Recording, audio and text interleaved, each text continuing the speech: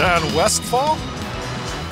Dan McCarger back here in downtown Mankato as I get my coat buttoned for the last time of the night, getting set for our post-game show. You just heard from Maverick head coach Mike Hastings, and really, Dan, it kind of sounded like, as our description of the game went down, that shorthanded goal and the Mavericks facing a little adversity at that time.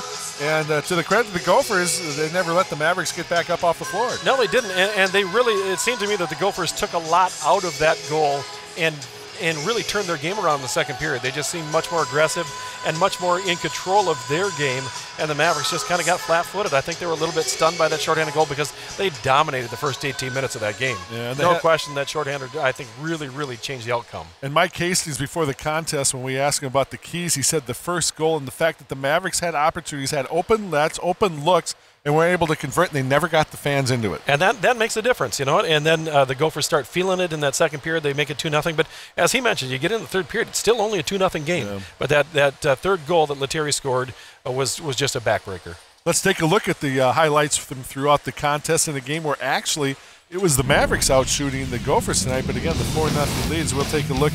This is the turnover of the shorthanded goal and the patience shown by Justin Clues. Yeah, he's a great goal scorer, and he's got 31 goals for a reason in his career from Hudson passing in 1833, and the junior makes it 1-0 on the shorthanded goal.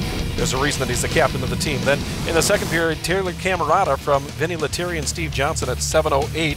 And again, it's a situation, Don, where a player left alone out in front looks to pick his spot and shoot, and when you give an opportunity to a good shooter like that, that's what's going to happen.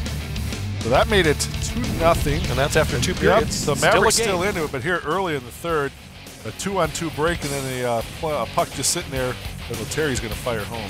Yeah, and this is as easy a goal as he'll score in his college career right there. Cole Huggins down on the ice. He's coming right down the middle. The puck comes right to him, and he puts it away.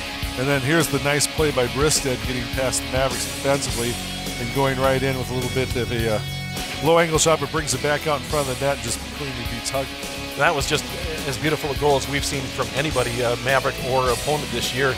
Bristead with a sweet move in the circle to make it 4-0. Looking at stats here, shots on goal 31-25 for the Mavericks. 0 for 5 on the power play. That's the difference in that shorthanded goal. Really a huge thing. 12-6 penalty minutes, and the Gophers end up winning the faceoff battle tonight, which does not happen to the Mavericks very often.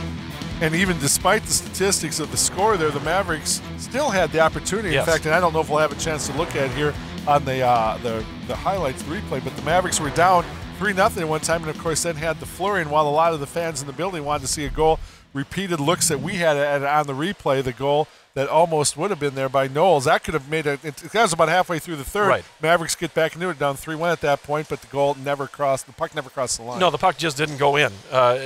Shearhorn made a great save on it. Maybe it did go in, but you could never see it. There is no conclusive proof that puck ever went in the net, and it's a shame for the Mavericks because it might very well have changed the game, make it a 3-1 game, and the crowd gets back into it. You still have plenty of time, but there was no good look to show that puck was ever in the net. And in fact, I think we're wiser. I think that's a call. That is actually going to be our play of the game because at the time it was a big one. And again, we'll take another couple more looks at it. Of course, our play of the game brought to you by Jay Beal. But at that point, you'll take a look at it here, Dan. A real flurry, and the fans actually get excited about the shot off the post and then thinking that was a goal, but that's clearly not, and that's a problem when the puck is up in the air, you can't tell. But you see the sweep right there that Shearhorn reached back and pulled it out just at the last second. He had no time left before he was able to stop it, but we never did see a look that showed the puck actually in the net. Of course, again, that's our Jay Beal top 4 play of the game. Jay Beal Real Estate Group does the little things that make a big difference, and the big difference is this sweeping paw coming right back, right there. You just saw it. The play there made by Eric Shearhorn. You can't get much closer.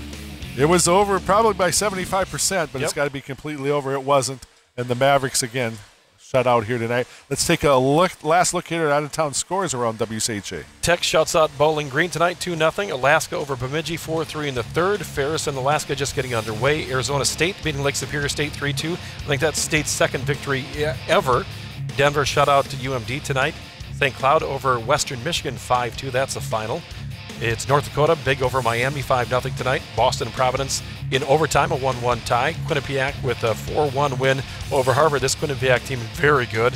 St. Louis with a win tonight over Clarkson. It's Boston College over Michigan State.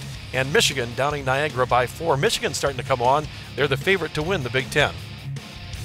So again, that's our out-of-town scores.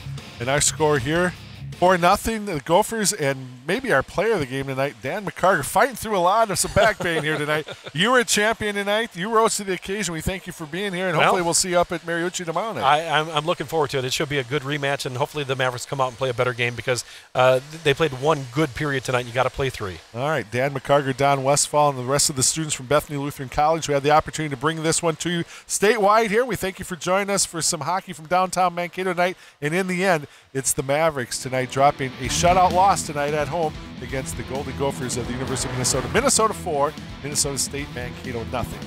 Thank you very much. We'll see you in a couple weeks. Mavericks back home here Thanksgiving weekend to take on Alaska Anchorage.